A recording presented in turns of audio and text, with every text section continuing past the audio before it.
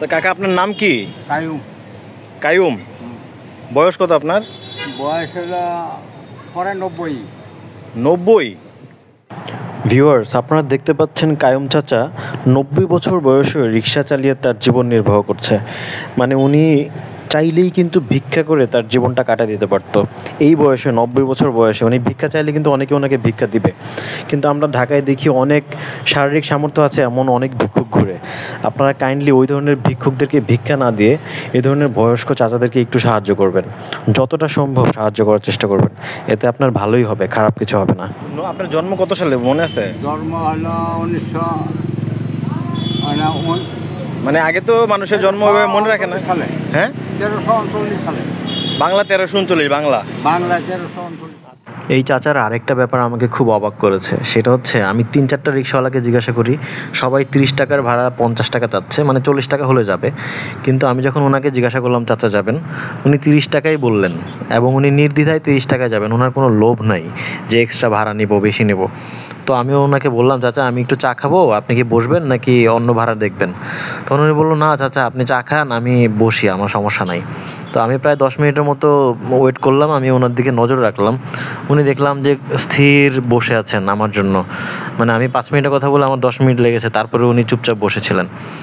তো যাই হোক, আমি বলতে চাচ্ছি যে এই মানুষগুলো আসলে কত নির্লোভ। যতটা পারেন তাদেরকে হেল্প করবেন। তো আমি আসলে আমার ভাড়া 30 টাকা জায়গায় আমি ওনাকে 80 টাকা দিয়েছি, মানে আমার যতটুকু সামর্থ্য ছিল। আপনাদের প্রতি আমার রিকোয়েস্ট থাকবে যতটা পারবেন এই ধরনের মানুষগুলোকে হেল্প করবেন। আমি একটা মুক্তিযোদ্ধা আসলাম, তার ভিতরে আমার কপালের ঠেকায় ইচ্ছে ফলার লাগে। আচ্ছা, আগে মুক্তিযুদ্ধ করছেন নাকি? আপনার এমনিতে ছেলে মেয়ে কয়জন? ছেলে একজন, হেঁটে গাজীপুর থাকে। আমার তো কোনো খরচ দেয় না। ছেলে একজন গাজীপুর থাকে? আচ্ছা, একজনই ছেলে। কি কাজ করে? হ্যাঁ, তো মনে করেন যে একটা ফ্যাক্টরি চাকরি করতো, সোয়েটার কোম্পানি ফ্যাক্টরিতে। আচ্ছা, ছেলে আছে, একটা ছেলে আগামী মেসেজ দিব। আচ্ছা আচ্ছা করে একটা খরচ একজনই কামাই। আচ্ছা আচ্ছা। তো আপনার কোনো খরচ টরচ দেয় না নাকি? তো আপনি আর আপনার ওয়াইফ থাকেন, আপনার বউ আছে? তো ওই একটা মেয়ে থাকে। মেয়ে আছে? কিসে পড়ে? মেয়ে পড়ে না, মেয়েটা ওই বিয়ে দিয়েছিলেন।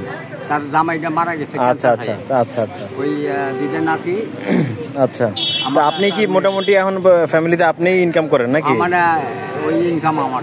তো এই যে রিক্সা চালান, রিক্সা প্রতিদিন কয় টাকা ভাড়া দেন? মনে করেন যে আমার জমা দেওয়ার 20 টাকা। 120 টাকা। আচ্ছা আচ্ছা। আর যা সারাদিন 400-500 টাকা কামাই করে সংসারে মোটামুটি দিনে 400-500 টাকা ইনকাম থাকে নাকি? এটা দিয়ে আপনি চলেন নাকি? আবার হয়তো মনে করেন যে কালকে এক বেটা দয়ালু আছে না কিছু কিছু, তাহলে এক বেটা 1100 টাকা দিল। 1100 টাকা দিছে আপনাকে? আবার 300-400 টাকা ভাড়া মারলাম। না না না, মাঝে মাঝে কেউ আসলে আপনাদের এই যে বয়স্ক অবস্থায় আপনি রিক্সা চালাচ্ছেন, হ্যাঁ, এটাই তো অনেক অনেক কঠিন ব্যাপার। হ্যাঁ, তো আপনার তো 80-এর উপরে বয়স, এই অবস্থায় রিক্সা চালাইতে, এই রোদ্রে রিক্সা চালাইতে ভালো লাগে? কেমন লাগে?